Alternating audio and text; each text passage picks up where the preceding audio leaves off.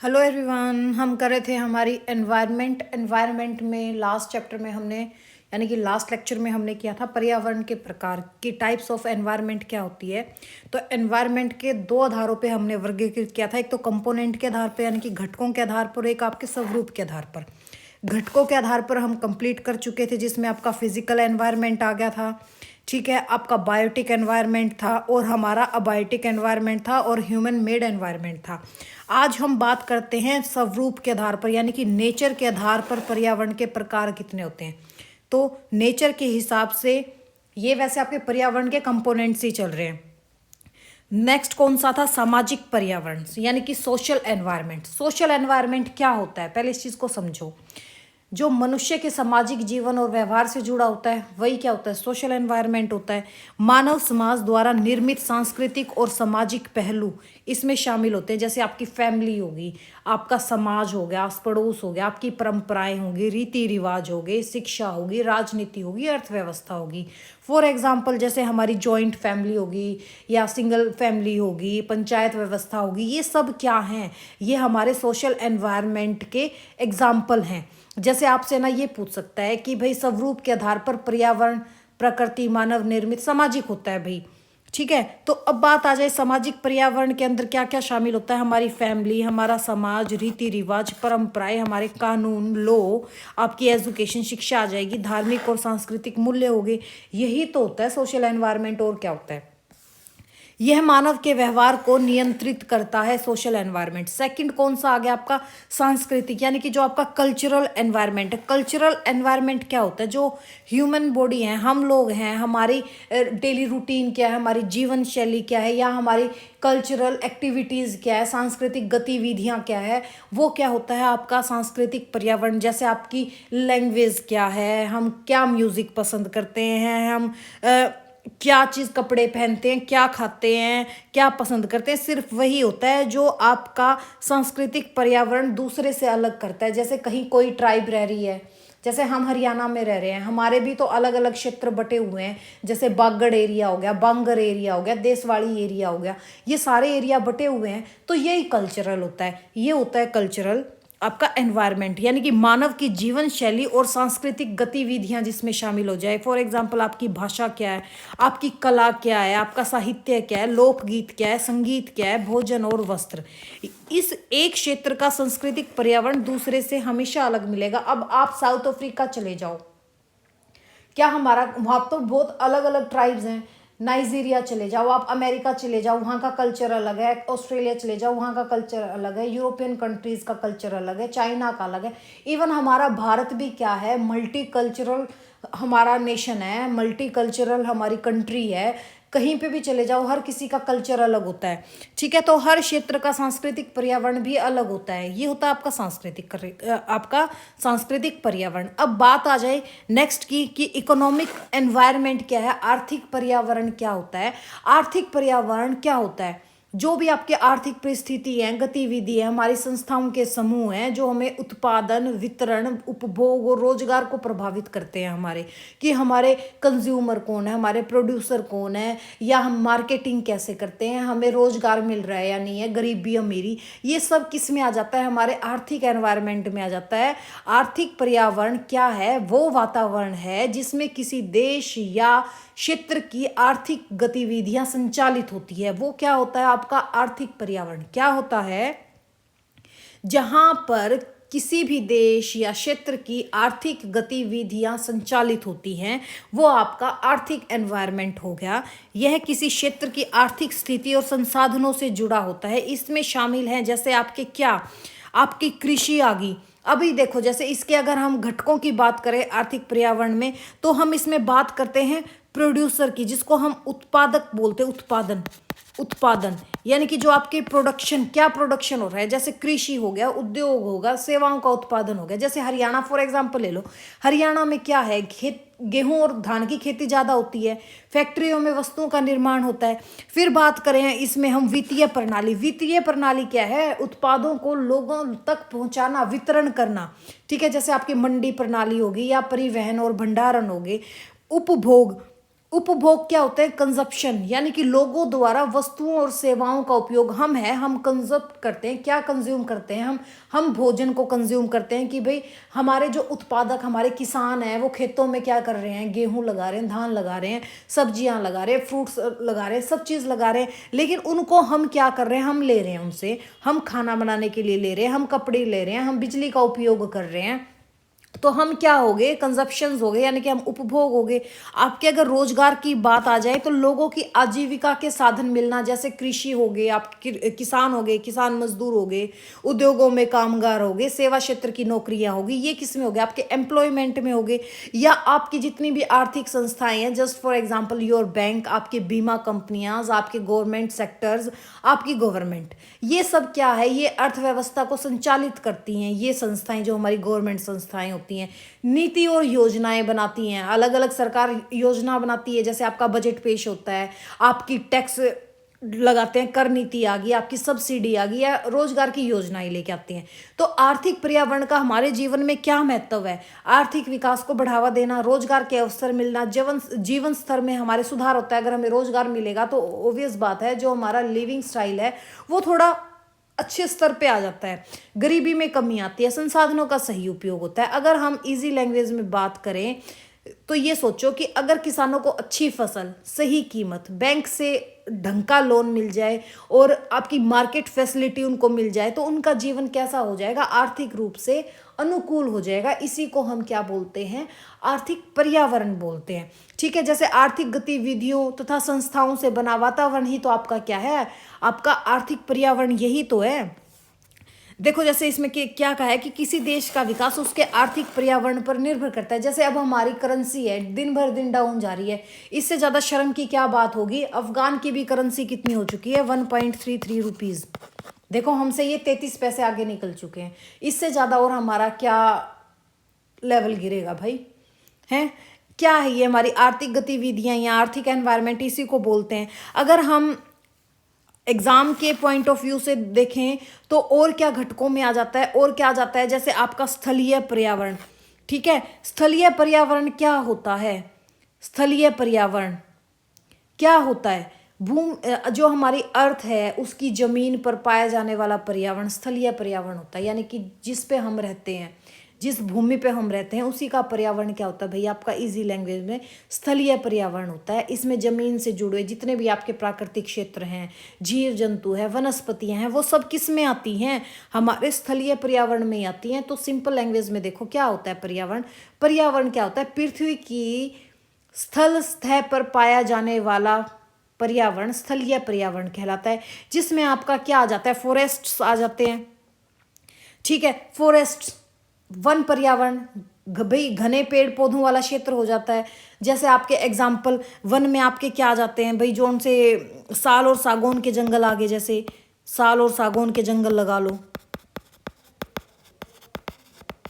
ठीक है भाई, क्या करते हैं ये? ऑक्सीजन हमें देते हैं। हमारी लाइफ में क्या महत्व है इनका? ऑक्सीजन, वर्षा, जैव विविधता, बायोडाइवर्सिटी इसी के अंदर आती है, हमारी फॉरेस्ट एनवायरनमेंट में ही। फिर अगर हम बात करें घास भूमि, ग्रासलैंड एनवायरनमेंट क्या होता है? जहाँ घास अधिक और पेड़ कम होते हैं। जैसे आपका इसमें घास भूमि में क्या आ जाएगा आपका? जैसे सवाना के वो लगा लो, सवाना ग्रासलैंड हो गया जैसे आपका। इसमें क्या होता है? पशुपालन होता है और जैव संतुलन बना रहता है। अगर हम मरुस्थलीय पर्यावरण की बात करें, डेजर्ट एनवायरनमेंट की बात करें, तो वहाँ क्या होती है? कम वर्षा होती है, अधिक तापमान वाला क्षेत्र। फॉर एग्जाम्पल योर थार मरुस्थल। ठीक है, जहाँ पर आपको ऊंट देखने को मिलेंगे, कैक्टस जैसे पेड़ पौधे देखने को मिलेंगे।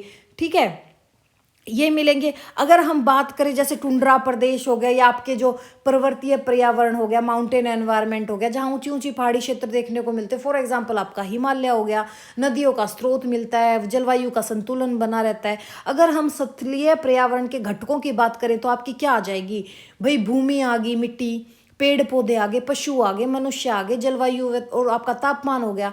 स्थलीय पर्यावरण का हमारे जीवन में क्या महत्व है?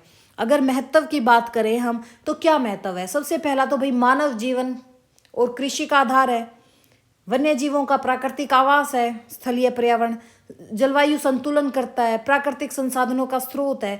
तो अगर हम इजी लैंग्वेज में बात करें, स्थलीय पर्यावरण क्या है? हमारा भूमि पर पाया जाने वाला पर्यावरण ही हमारा क्या कहलाता है? स्थलीय पर्यावरण कहलाता है। सेकंड आपका क्या आ गया, एक्वेटिक एनवायरनमेंट, जिसको हम जलमंडलीय पर्यावरण कहते हैं। जलमंडलीय पर्यावरण क्या होता है, जल में रहने वाले जीव जंतु व पारिस्थितिकी, यानी कि पृथ्वी पर पाए जाने वाले सभी प्रकार का जल, पानी से जुड़ा पर्यावरण क्या कहलाता है, जलमंडलीय पर्यावरण कहलाता है। क्या कहलाता है, पृथ्वी पर पाए जाने वाले सभी प्रकार के जल से जुड़ा पर्यावरण ही आपका क्या होता है, जलमंडलीय पर्यावरण। अगर हम इसकी डेफिनेशन की बात करें तो हम क्या कह देंगे कि पृथ्वी पर उपस्थित सभी जल स्रोतों से निर्मित पर्यावरण को ही हम क्या बोलते हैं, हमारा जल मंडलीय पर्यावरण बोलते हैं। ठीक है, जैसे आपका दो प्रकार का जल मिलता है, एक तो मीठे पानी का पर्यावरण, ठीक है, जिसको हम मीठे जल का पर्यावरण बोल देते हैं, फ्रेश वाटर। फॉर एग्जांपल, जिस पानी में, मीठे पानी का क्या होता है, जिस पानी में साल्ट कम हो, साल्ट क्या हो, कम होनी, यानी कि नमक कम हो, नमक की कमी बहुत कम होती है। जैसे आपकी नदियां होगी, कौन सी, गंगा यमुना नदी होगी आपकी, ठीक है, आपके झील तालाब होगे, झरने होगे, जिसमें आपके मछलियां आराम से रह सकती है, मेंढक रह सकते हैं, जलीय पौधे हो सकते हैं। और दूसरा क्या होता है, खारे पानी का पर्यावरण, जिसको हम मैरीन एनवायरनमेंट बोल देते हैं। जैसे आपका समुद्र हो गया, महासागर हो गए, फॉर एग्जांपल योर हिंद महासागर, जिस पानी में नमक की मात्रा ज़्यादा हो वो क्या होता है, हमारा खारे पानी का, खारा पानी होता है। ठीक है, जैसे आपका एग्जांपल इसमें क्या हो जाएगा, हमारे ओशंस हो जाएंगे, सी हो जाएंगे। एग्जाम्पल ले लो तो आपकी हिंद महासागर हो गया, इसमें हमें क्या देखने को मिलती हैं, बड़ी बड़ी फिश, जैसे समुद्री शैवाल होगी, डॉल्फिन होगी, आपकी शार्क होगी, व्हेल होगी। और फिर अगर इसमें एक और आता है, क्या आता है इसमें, मिश्रित जल पर्यावरण भी आएगा इसमें, मिश्रित जल पर्यावरण। मिश्रित जल पर्यावरण क्या होता है आपका, मिश्रित जल पर्यावरण होगा कि जहां नदी प्लस समुद्र का पानी मिलता है, नदी प्लस समुद्र का पानी हो, वो क्या होता है आपका, मिश्रित जल पर्यावरण होता है। फॉर एग्जांपल आपका जैसे सुंदरबन डेल्टा है, जो आपके वेस्ट बंगाल में है, सुंदरबन डेल्टा, ठीक है, ये क्या है, ये हो गया आपका मिश्रित जल पर्यावरण। आपके जैसे खाड़ी क्षेत्र हो जाए, खाड़ी क्षेत्र हो गया आपके, ठीक है, ये होते हैं। यहां पर हमें क्या देखने को मिलते हैं, मैंग्रोव वन। अब आपसे क्वेश्चन आ जाए, मैंग्रोव वन कहाँ देखने को मिलते हैं, किस एनवायरनमेंट में देखने को मिलते हैं, हम तो क्या कह देंगे, मिश्रित जल पर्यावरण में हमें देखने को मिलते हैं। अब ये कह दे कि भाई जलमंडलीय पर्यावरण के घटक क्या होंगे, घटक वही होंगे, पानी होगे, जलीय जीव होगे, जलीय वनस्पति होगी, आपका टेम्परेचर ठीक रखता है, सैलिनिटी होगी, लवणता का पानी मिलता है हमें। हमारे जीवन में क्या महत्व है, पीने के लिए पानी मिलता है, मछली पालन होता है, किसाई कृषि होती है, कृषि के लिए सिंचाई की फैसिलिटी है, आपका वाटर साइकिल हो गया, जल चक्र हो गया, जलवायु को संतुलित रखता है। तो अगर आपसे अब नॉर्मल बात कर ले कि पर्यावरण क्या है, जलीय पर्यावरण, जल मंडलीय पर्यावरण क्या है, तो हम क्या कह देंगे, हम कह देंगे कि पृथ्वी के सभी जल स्रोतों से संबंधित पर्यावरण को ही हम क्या कहते हैं, जलीय पर्यावरण कहते हैं। तो समझ में आ गया कितने टाइप का होता है जलीय पर्यावरण, 3 टाइप का होता है। कौन कौन से टाइप का होता है, एक तो मीठे पानी का, और आपका क्या होता है, खारे पानी का पर्यावरण, और मिश्रित जल पर्यावरण ये होता है। फिर आ गया आपका कि भाई जलवायु आधारित पर्यावरण क्या होता है, ठीक है, जलवायु क्या होती है। देखो पहले तो ये समझो कि क्लाइमेट होता ही क्या है, जलवायु क्या है। जलवायु होती है जब हम किसी स्थान पर लंबे समय तक रहें।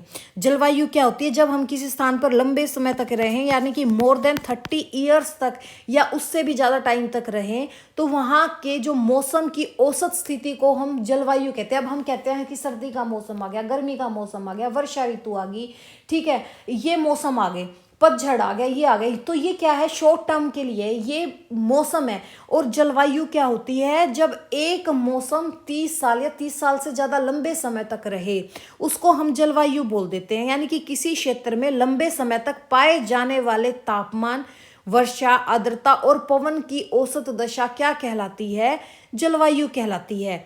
ठीक है, मौसम क्या होता है, आपकी थोड़ी अवधि का होता है। जलवायु क्या होता है, दीर्घ टाइम का होता है, बड़े टाइम पीरियड के लिए होता है। आज बारिश है तो वर्ष, और जलवायु में क्या हो जाएगा, वर्षों तक वर्षा का ही पैटर्न रहेगा। ठीक है, मौसम क्या है, जल्दी जल्दी बदलता रहता है। आपकी जलवायु क्या है, धीरे धीरे बदलती रहती है। जैसे आपके पर्यावरण में क्या आ जाए, जलवायु में क्या आ जाएगा, आपका टेम्परेचर आ गया, आपका बारिश आ गई, आपकी ह्यूमिडिटी आ गई यानी कि आर्द्रता आ गई, वायु दाब यानी कि एयर प्रेशर आ गया आपका, आपकी विंड्स यानी कि पवन आ गई, या आपका मेघाच्छादन आ गया जिसको हम क्लाउड कवर बोलते हैं। ठीक है, तो ये क्या हो गया, आपका जलवायु आधारित पर्यावरण हो गया। जैसे आपका उष्णकटिबंधीय है, समशीतोष्ण, ध्रुवीय है, मानसून, ये क्या है, ये हमारी जलवायु ही तो है। और क्या है जलवायु, क्या होती है, लंबे समय तक मौसम की औसत व्यवस्था को हम जलवायु कहते हैं। ठीक है, अब बात आ जाए कि भाई उष्णकटिबंधीय, समशीतोष्ण या ध्रुवीय, मानसूनी, ये क्या जलवायु है। अगर हम अब इसके बारे में डिटेल से चर्चा करें तो कर लें, कहोगे तो हम इसके बारे में चर्चा कर लेते हैं। भाई उष्णकटिबंधीय या ये क्या होता है।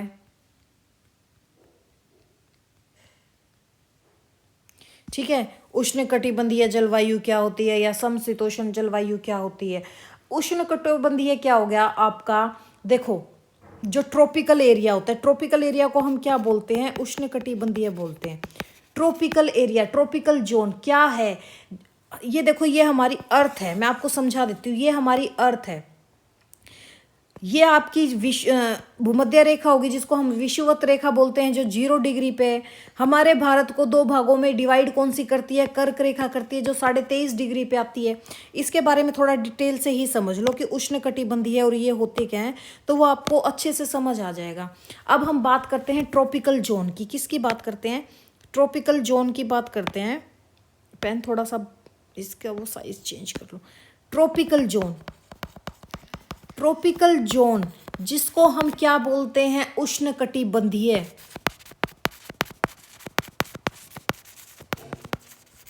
देखो उष्णकटिबंधीय एरिया कौन सा होता है, अभी इस चीज को समझो आप। मान लो ये हमारी अर्थ है, इसको थोड़ा सा बड़ा कर लूं मैं। ठीक है, ये हमारी अर्थ है, ये क्या है हमारी 0 डिग्री रेखा। कोई और ही कलर लेती हूँ, येलो कलर जो अच्छे से दिख जाए। ये क्या है हमारी 0 डिग्री रेखा, जिसको हम क्या बोलते हैं, भूमध्य रेखा। क्या बोलते हैं, भूमध्य रेखा बोलते हैं।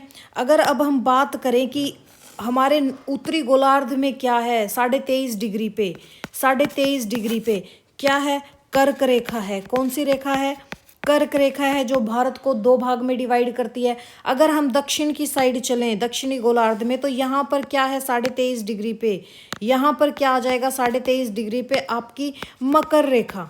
क्या आ जाएगी, मकर रेखा।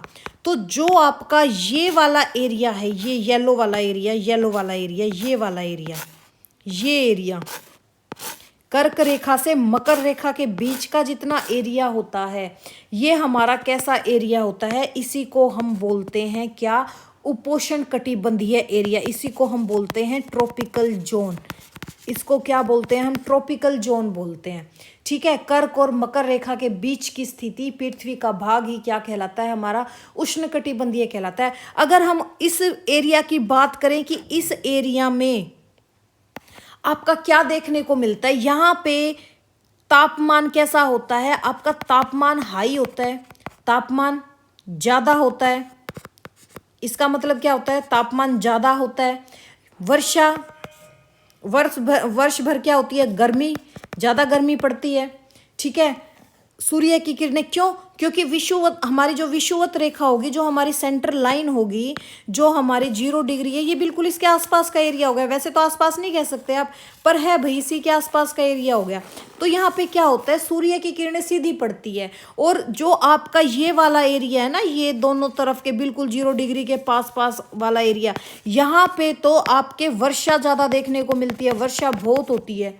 ठीक है, घने वन देखने को मिलते हैं, उच्च जैव विविधता है, यानी कि बायोडाइवर्सिटी बहुत ज़्यादा है। ठीक है, जैसे आपके उष्णकटिबंधीय क्षेत्र में कौन कौन से देश शामिल होते हैं, जैसे आपके ले लो, भारत हो गया, ब्राज़ील हो गया, इंडोनेशिया हो गया, और भी बहुत देश हैं, लेकिन थोड़ा समझाने के लिए बता रही हूँ मैं। अफ्रीका का कुछ भाग हो गया। ये क्या हैं, ये आपके उष्णकटिबंधीय हैं, ट्रॉपिकल जोन के अंतर्गत आते हैं। यहाँ पर आपको वनस्पति कैसे देखने को मिलती है, वनस्पति, अगर वनस्पति की बात कहते तो यहाँ हमें वनस्पति देखने को मिलती है, जैसे साल के पेड़ हो गए, सागौन के पेड़ हो गए, रबर पेड़ ज़्यादा हो गए, नारियल हो गए। ठीक है, नारियल हो गया, अगर हम एनिमल्स की बात करें, जीव की बात करें, तो यहाँ हमें हाथी देखने को मिलते हैं, बाघ देखने को मिलते हैं, बंदर देखने को मिलते हैं और बर्ड्स भी देखने को बहुत ज़्यादा मिलती हैं। इसका महत्व क्या है, क्यों ये जरूरी है उष्णकटिबंधीय? यहाँ पे एक तो कृषि के लिए ये अनुकूल है, ज़्यादा वर्षा होती है, नदियां हैं, बायोडाइवर्सिटी का केंद्र है। तो पूछ ले आपसे कि उष्णकटिबंधीय क्या एरिया है, उष्णकटिबंधीय हमारा कैसा एरिया है, कर्क और मकर रेखा के बीच का एरिया कौन सा होता है आपका? उपोष्ण कटिबंधीय होता है, सॉरी उष्ण कटिबंधीय, ट्रॉपिकल जोन जिसको हम बोलते हैं। फिर बात आ जाए कि समशीतोष्ण, समशीतोष्ण की बात आ जाए अब कि समशीतोष्ण क्या है, समशीतोष्ण पर्यावरण क्या है, यहाँ पे हमें क्या चीज़ देखने को मिलती है। तो जो समशीतोष्ण कटिबंध है आपका, ये क्या होता है बेटा? देखो अब इसके लिए दोबारा अगर मैं अर्थ दोबारा एक और आपको समझाऊं, अब मान लो ये हमारी अर्थ है, ठीक है। अब हम किसकी बात कर रहे हैं? समशीतोष्ण की बात कर रहे हैं, समशीतोष्ण की, समशीतोष्ण क्षेत्र की बात कर रहे हैं, समशीतोष्ण क्षेत्र की। समशीतोष्ण क्षेत्र मीन्स आपका क्या होता है? समशीतोष्ण, समशीतोष्ण आपका टेम्परेट जोन बोलते हैं हम, जिसको क्या बोलते हैं? टेम्परेट जोन बोलते हैं इसको हम, क्या बोलते हैं? Temperate zone. जो आपका ये समशीतोष्ण क्षेत्र है, ये क्या है? देखो अभी हम करके आए थे कि ये हमारी 0 डिग्री यानी कि भूमध्य रेखा है। क्या है? हमारी भूमध्य रेखा है। फिर हमने बात की कि भाई 23.5 डिग्री पे क्या है? हमारी कर्क रेखा है। अब 66.5 डिग्री पे क्या है? 66.5 डिग्री, 66.5 डिग्री ये है आपका आर्कटिक वृत्त, जिसको हम आर्कटिक वृत्त बोलते हैं, आर्कटिक वृत्त, ठीक है। और साउदर्न में जाएं हम, साउदर्न में 66.5 डिग्री पे जाएं, यहाँ पे अगर हम बात करें 66.5 डिग्री की, तो ये कौन सा होता है? हमारा अंटार्कटिक वृत्त। कौन सा होता है? अंटार्कटिक वृत्त होता है ये हमारा अंटार्कटिक वृत्त। समझ में आ गया? ये 23.5 डिग्री पे यहाँ क्या है? सॉरी बेटा, इसको बनाओ आप 23.5 डिग्री, इरेज भी नहीं हो सकता ये तो, इसको हम क्या कहते हैं? मकर रेखा। गलत कर दिया ना, 66.5 थोड़ी आएगा, पहले तो 23.5 डिग्री आएगा। 23.5 डिग्री ये क्या होगी? आपकी मकर रेखा। अब आपके यहाँ पे जो ये 66.5 डिग्री है, ये 66.5 डिग्री है, इसको हम क्या बोलते हैं? इसको बोलते हैं हम अंटार्कटिक वृत्त। अब आर्कटिक वृत्त और अंटार्कटिक वृत्त में कंफ्यूज मत होना। नॉर्थ की साइड हमारा आर्कटिक वृत्त होगा, आर्कटिक सर्कल होगा, और नीचे हमारा क्या होगा? अंटार्कटिक वृत्त होगा 66.5 में, साउदर्न में। ये जो आपका एरिया है कौन सा? ये वाला एरिया, ये वाला एरिया, ये एरिया और हमारा ये वाला एरिया, इसी को हम बोलते हैं समशीतोष्ण क्षेत्र। क्या बोलते हैं? टेम्परेट जोन इसी को बोलते हैं, यानी कि मध्यम तापमान वाला पृथ्वी का क्षेत्र क्या कहलाता है? समशीतोष्ण क्षेत्र कहलाता है। यहाँ पर क्या होता है? इन दोनों एरिया में आपका क्या होगा? इन एरिया की बात करें तो यहाँ पर ना तो ज़्यादा गर्मी होती है, ना ज़्यादा गर्मी, और ना ज़्यादा ठंडा होता है, ना ज़्यादा ठंडा होता है। ये यहाँ का टेम्परेचर रहता है नॉर्मल। यहाँ पर आपको ग्रीष्म, शीत, पतझड़, वसंत सारी ऋतु देखने को मिलती है। जैसे देखो हमारा जो साउदर्न इंडिया है, साउदर्न इंडिया में आपको क्या देखने को मिलता है? वहाँ पर हमें उष्णकटिबंधीय एरिया देखने को मिलता है। लेकिन हमारा जो नॉर्दर्न इंडिया है वहाँ पे आपको ग्रीष्म ऋतु भी मिलती है, शीत ऋतु भी मिलती है, पतझड़ भी मिलती है, वसंत भी मिलती है, बारिश भी मीडियम सी होती है, और मानव निवास के लिए अनुकूल प्लेस है। कृषि और उद्योग के विकास भी यहाँ ज़्यादा होते हैं। अगर आप देखो कि यूरोप का, हमारा यूरोप का जो अधिकतर भाग है वो समशीतोष्ण में है। आपका अमेरिका का, नॉर्थ अमेरिका का भाग है वो आपका समशीतोष्ण में आ गया, या अमेरिका का भाग हो गया वो भी समशीतोष्ण में आ गया। आपका चाइना, जापान, दक्षिण ऑस्ट्रेलिया, ये सब किसके भाग हैं? आपके समशीतोष्ण के भाग है। यहाँ पे जैसे आपको कैसे पेड़ देखने को मिलते हैं? यहाँ हमें देखने को मिलते हैं पर्णपाती वन और शंकुधारी वन। कैसे मिलते हैं? शंकुधारी वन। अब ये ना आपका ज्योग्राफी भी इसमें मिक्स हो गया। मैंने कहा था ना एनवायरमेंट साइंस में आपको ज्योग्राफी भी देखने को मिलेगी। यहाँ पे जैसे हमें देखने को क्या मिलते हैं, हिरन देखने को मिल गए, भालू देखने को मिल गए, ठीक है। जो ये आपका टेम्परेट जोन है, समशीतोष्ण जोन है, इसकी क्या इंपॉर्टेंस है? एक तो कृषि उत्पादकता ज़्यादा होती है, बहुत ज़्यादा पॉपुलेशन रहती है इन एरिया में, हमारा जो इकोनॉमिक डेवलपमेंट है वो ज़्यादा होता है, और मानव जीवन के लिए आरामदायक जलवायु कौन सी है? आपकी समशीतोष्ण कटिबंध की है। फिर थर्ड नंबर पे हमारा क्या आ गया? ध्रुवीय। ध्रुवीय क्या होता है? ध्रुव, दक्षिण ध्रुव और आपका उत्तरी ध्रुव।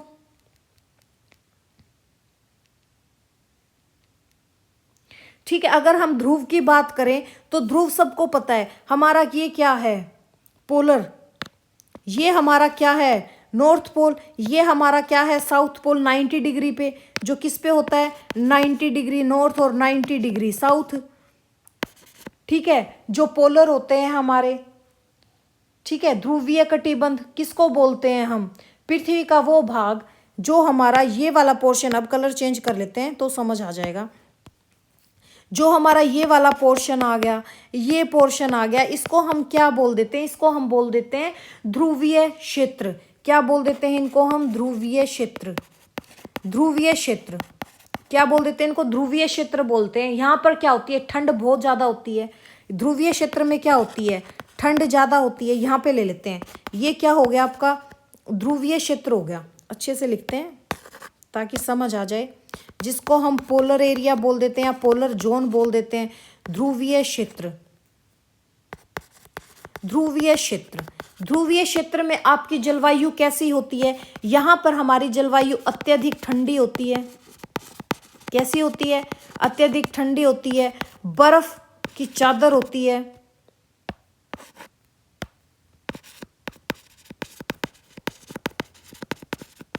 बारिश, वर्षा बहुत कम होती है।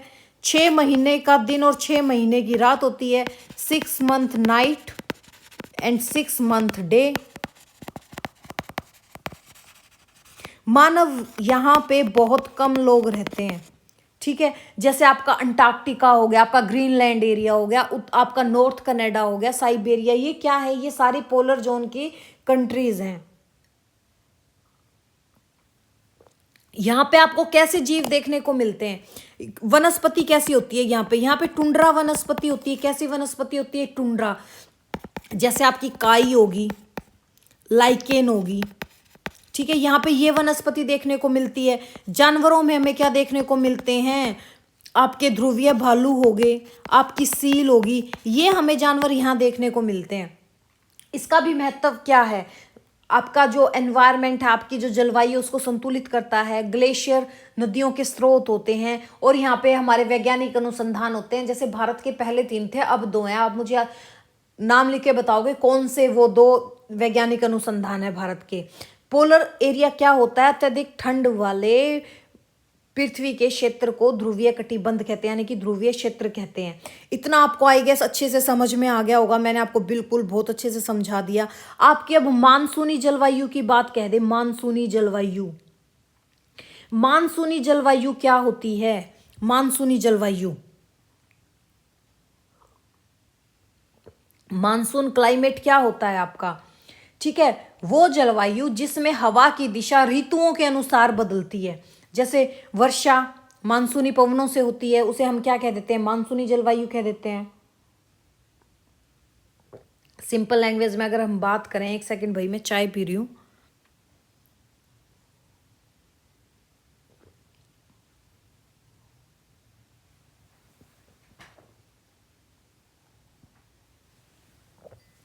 देखिए, अगर हम मानसूनी किस पे थे? हम मानसूनी जलवायु पे। हवाओं की दिशा में मौसमी परिवर्तन से उत्पन्न जलवायु को ही हम क्या कहते हैं? मानसूनी जलवायु। क्या होती है मानसूनी जलवायु? हवाओं की दिशा में मौसमी परिवर्तन से ही उत्पन्न जलवायु को हम क्या बोल देते हैं? मानसूनी जलवायु। जैसे हवाओं की दिशा में परिवर्तन होता है, हमारे गर्मी में क्या होता है? समुद्र से स्थल की ओर चलता है। ये मान लो हमारा सी है, ये मान लो ब्लू कलर से हमारा क्या है? सी है, ठीक है। और पर्पल हमारी क्या है? लैंड है यानी कि धरती है। गर्मी में क्या होता है, समुद्र से स्थल की ओर हवा चलती है, और सर्दी में क्या होता है, स्थल से समुद्र की ओर चलती है। गर्मी में तो क्या होता है, समुद्र से स्थल की ओर बारिश होती है, और सर्दी में क्या होता है, स्थल से समुद्र की ओर वर्षा होती है। जैसे आपके अधिकांश वर्षा कब होती है, जून से सितंबर के महीने में होती है, और अनियमित वर्षा तो आपको कभी कभी देखने को मिल जाती है, कभी ज्यादा और कभी कम। गर्मी और आर्द्रता अधिक होती है, ह्यूमिडिटी अधिक होती है, सूखा और बाढ़ की संभावना हो जाती है। जैसे अगर हम भारत की बात करें, इसका भी अलग से पेज ले लो। अगर हम भारत की बात करें तो भारत में कितने प्रकार की मानसून पाई जाती है,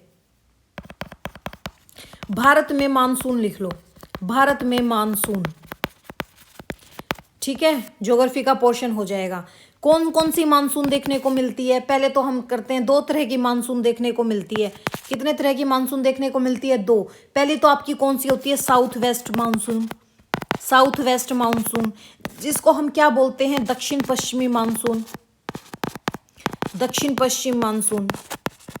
जो ये आपकी दक्षिण पश्चिम मानसून है, ये कब आती है, ये तो पहले आती है जून में आती है, जून में आती है, और भारत में 70% बारिश इसी वजह से होती है, ठीक है। किस वजह से, दक्षिण पश्चिम मानसून की वजह से। और दूसरी हमारी कौन सी होती है, उत्तर पूर्व मानसून। दूसरी कौन सी होती है हमारी, उत्तर पूर्व मानसून। अगर हम उत्तर पूर्व मानसून की बात करें यानी कि नॉर्थ ईस्ट मानसून, तो ये आती है बेटा आपके अक्टूबर नवंबर में। कब आती है, अक्टूबर नवंबर में आती है, जहां से आपके तमिलनाडु में वर्षा होती है। ये क्वेश्चन बहुत बार एग्जाम में आता है कि ये बताओ कि तमिलनाडु में बारिश किस मानसून से होती है, तमिलनाडु में बारिश, तमिलनाडु में बारिश किस मानसून की वजह से होती है। तो अब हमें पता चल गया किस मानसून की वजह से होती है, उत्तर पूर्व मानसून की वजह से होती है। अगर हम मानसून का प्रभाव देखें हमारी जलवायु पे, तो खेती वर्षा पर निर्भर होती है। मानसून अच्छा होगा तो अच्छी फसल होगी, मानसून कमजोर हो गया तो भाई आपका सूखा हो गया। जल संसाधन में हमारे फायदेमंद है भाई, नदियां, तालाब, भूजल सब भरते हैं। और आपके जो मानसूनी जलवायु है, इसमें कैसी वनस्पति होती है, कैसी वनस्पति होती है, उष्णकटिबंधीय वन मिलते हैं। कैसे मिलते हैं आपके, उष्णकटिबंधीय वन किस में देखने को मिलते हैं, मानसूनी जलवायु में। जैसे मानसूनी जलवायु वाले कंट्रीज अगर हम फॉर एग्जांपल देखें, तो सबसे पहला तो हमारा भारत ही हो गया, आपका भारत के लगता बांग्लादेश हो गया, हमारा ही भाई बंधु है ये, ठीक है। आपका श्रीलंका हो गया, जितना भी हमारे आसपास का एरिया है, म्यांमार हो गया, दक्षिण पूर्व एशिया हो गया, ये क्या है, ये आपके मानसूनी क्लाइमेट का ही पार्ट है, ठीक है। हवाओं की दिशा में मौसमी परिवर्तन से उत्पन्न जलवायु ही क्या होती है, आपकी मानसून जलवायु होती है। आई गेस इतना आपको अच्छे से समझ में आ गया होगा। पर्यावरण के 3 घटक होते हैं, कौन से, जैविक, अजैविक और मानव निर्मित। कर चुके हम भौतिक पर्यावरण, जैसे आपका भूमि, जल, वायु और जलवायु होगी। जैविक पर्यावरण में हमारा मनुष्य आ गया, पशु आ गए और हमारी वनस्पति आ गई। आई गेस इतना आपको अच्छे से समझ में आ गया होगा एनवायरनमेंट का। अगर हम बात करें आगे कि सामाजिक पर्यावरण क्या है, सामाजिक पर्यावरण वही है बेटा समाज और संस्कृति का समूह। जैसे जल आधारित पर्यावरण हो गया, स्थलीय पर्यावरण हो गया, ये हम अच्छे से कर चुके हैं। अब हम जैविक पर्यावरण के प्रकार देखेंगे, टाइप्स ऑफ बायोटिक एनवायरनमेंट। पर हम इसको देखेंगे कब, हम इसको देखेंगे नेक्स्ट लेक्चर में, ठीक है। तो चलो अब हम मिलते हैं कल। Thank you, have a nice day. Video अच्छी लगी तो शेयर और सब्सक्राइब कर देना चैनल को।